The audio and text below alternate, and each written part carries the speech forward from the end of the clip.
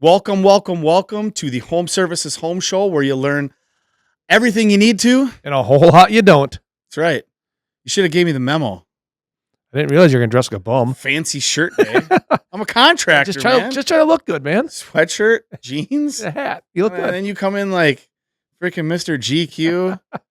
Dang, losing all this weight. Got to dress fancy My now. wife dressed me. Yeah, but try to look good. Yeah. Hey, any people that have been watching us since we started, go back to the beginning and just take a look at this guy and take a look at him now and what he's done. I'm really proud of Yeah, him. thanks, man. Looks Well, fantastic. it's all started with you, right? Think about that. That day you were at my house. And we're like, hey, I want you to run a half marathon. I'm like, yeah, I can do that. And then I realized I couldn't run a minute, right? I But didn't want you to die. yeah, I know it's good. No, but it's changed my life. My wife, same thing. I think collectively we're down over 100 pounds as a husband and wife. So it's really cool. So yeah, worked at it. It's That's not done awesome. yet, but we're getting there. That's awesome. So Watch any football this weekend? I did. It was actually a lot of fun. Everybody's like, oh, I don't want this Super Bowl, but the Eagles are playing really good football, and so are the Chiefs. It's going to be fun to watch. They're two really good teams. I didn't want to watch either one of them. Yeah, but I will say that the Bills and Chiefs game last night, that was a really good game. you know what they say about winners? They find win. a way to win. Yeah, and that's That's the difference. what they did. Yep. And while it was a very close game, it felt to me like the Bills were always just trying to keep up. Correct. I think the Chiefs are the better team. They're the better team. Yeah. It was hard because our friends Michelle and Rico are huge Bills fans, and I know it was heartbreaking for them to see that loss. But it was two really good teams. Yeah. Someone had to win, someone had to lose, and I think you're right. The Bills are trying to hang on. They were keeping up, And I mean, at the end of the day, let's face it, the Chiefs have the Michael Jordan of the NFL 100%. at their quarterback. 100%. He's just That good. He's just different. Mm-hmm. He's been in the AFC Championship game every year that he's started That's insane. in the NFL. Crazy. I mean, he wins this one. That's the first time everyone's won 3 in a row. Someone's going to start talking about him like Tom Brady. I mean, there's no way around. There's no way around it. So no, he's he'll what? How old is he? Like 31. He's young. He's got a lot of years. A lot of years left to keep winning. So, but I mean, you also goes back to the who's around you and who's created the culture. Look at Andy Reid, what he did in Philly. Not by accident. Look where he came from. Correct. Where'd he come from? Correct. Shane? The Packers. Packers. Came from the Packers. If someone on here can go back and find a photo from, was it 96? 96 team. They had Mariucci. They had Andy Reid, Holmgren. The old Raiders coach, Gruden. Yeah. Like a plethora of Hall of Fame coaches that were all assistants on that team. It's pretty cool. So it is cool to see Andy Reid, and I mean he's getting to his point of his life where he'll be done pretty soon. But he's got a heck of a team, and they play with passion and conviction, and they know who they are. And it reminds me of those teams that just like we're this good. We're gonna do this. See if you can stop me. Might have a lot to do with Taylor Swift too. Nothing to do with Taylor Swift. So anyway, all right. It should be a really good Super Bowl. Yeah. Should be a good Super Bowl. So we got a question from the last show that I think we should talk about. Yeah. It's kind of long, but this is from Jacob, and it says, "What is your take on vapor barrier in a garage ceiling? I have a new home built in 23, insulated, drywalled garage, in-floor heat, ceiling fan to circulate air and run dehumidifier as cars back in wet and add humidity to the garage. I didn't catch it before they got the drywall up.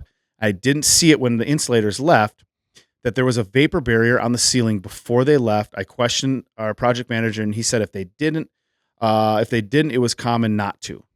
If they did, it was common not to. I said, anyway, with no vapor barrier, will I get moisture in the top side of the insulation as the heat comes up from the garage and passes through? So right now it's in-floor heat. Yep. It's finished. It's conditioned. He also has a fan. Well, it's not truly conditioned because conditions being that you have a HVAC system that's running air in and air out, right? So that's a factor in here. Garages are leaky, right? Garages are very leaky. A garage door is not tight like a window. It's not tight like a door. It's not tight like a garage. It's opening and it's closing a few times a day. Right. So, I think to the code point, the code probably doesn't address the garage. It's not a conditioned space Right. as we think of like This is more conditioned than a lot, probably but right. it's still not truly conditioned. So his concerns are real, and I wish homeowners would think like this. I wish more homeowners would think like Jacob, Mm-hmm. right? Where he says, "Hey, I got moisture, I got leaking, right? So how do we stop moisture from exiting the ceiling, right? So yeah, that's usually going to leak around holes, wiring, lighting fixtures. Mm-hmm. There's not a lot of holes in a garage ceiling like you wouldn't. You don't got can lights like you do in a house. You don't have a lot of multi-level walls. Like it's a pretty stable ceiling level. So any of the outlets that are there, like the ceiling fixtures, outlets in our ceilings, those need to be air sealed I properly. was just gonna say I would definitely make sure that it gets air sealed if it's not. Correct. Air sealing needs to be, in most times nowadays in new construction, they're thinking a lot more ahead of the game than they were back in the 70s and 80s. Yes. Right. So those should be the top plate should be air sealed. The light fixture should be sealed, and you're going to reduce a lot of that moisture that can go up through there. Now you are going to you can have heat loss, but if you have a good blanket of insulation up there, fiberglass or cellulose, if I have an R60 up there or R49, I'm getting a significant reduction in heat loss through the radiation and the convection up through that insulation. So not so much worried about that as I am make sure there's no holes that are leaky into the attic. Mm-hmm. So without seeing it, it's not nearly as important as a house is. Because you think about cooking and breathing and bathing and all this goes into a house. But if if you're running ceiling fans, you're circulating that stuff, and they had a dehumidifier. Humidifier.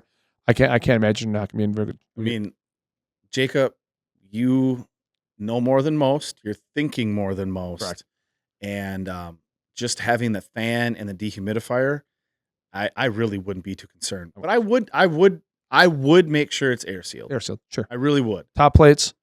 It's a bigger deal in the winter, obviously, just because the cars come in with wet tires more often. If we ever get snow. I have this same type of issue in my garage because my wonderful builder didn't even put drains in the floor of my garage. And so now all the water just comes off the vehicle and goes up against my garage door. And then every time I open my garage door, Frozen? No, because my garage is heated. Oh. And then it just drips down like rain. Got it. Don't want to get into it. But I won't drop the name of my builder either. Right. But you know who you are. It's a long story. Long story. I got there the day they were putting the floor in. Of course, my builder wasn't there. Neither was anybody from his company. So they were putting the concrete in. They were completely done finishing it. And so I called my builder. I said, hey, good news. They finally got the flat work in the garage. He's like, that's awesome. I said, the bad news is there's no drains. But this build had been going so badly that I didn't want to make it go any slower. So it's just like, let it be. Whatever. Right. Now I'm paying extra to have a drain put in across right in front of the garage doors. Sure. Anyway. Right. So I would say go back to Jacob's point. I think you're going on the right path. Circulate the air.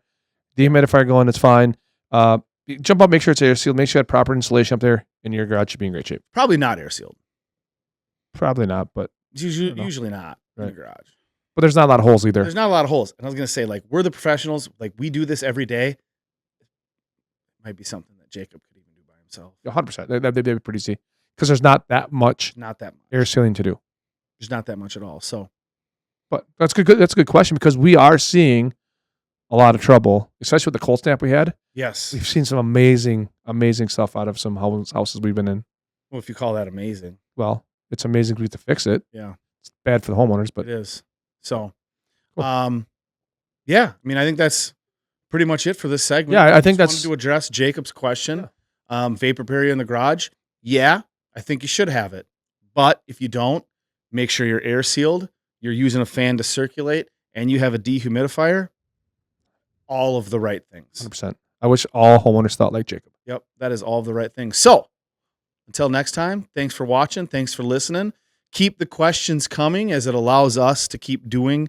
We like doing this. So if we don't know the answer, we'll find it. Yep. So awesome. Until next time. See you guys. Yeah.